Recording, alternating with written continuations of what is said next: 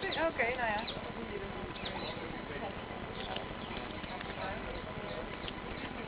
Moet jij je hand?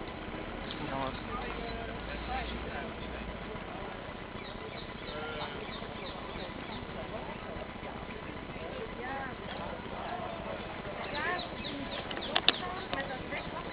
Ja, dit is heel speciaal, gedoogd bij je gedoogd. Dat wil ik eigenlijk, dat is de wens van iedere christen. En daarom wil ik het aan ons vragen. Waarom wil jij je eigenlijk laten dopen? Omdat ik in deze snel en ik ben precies niet mee bezig. Amen.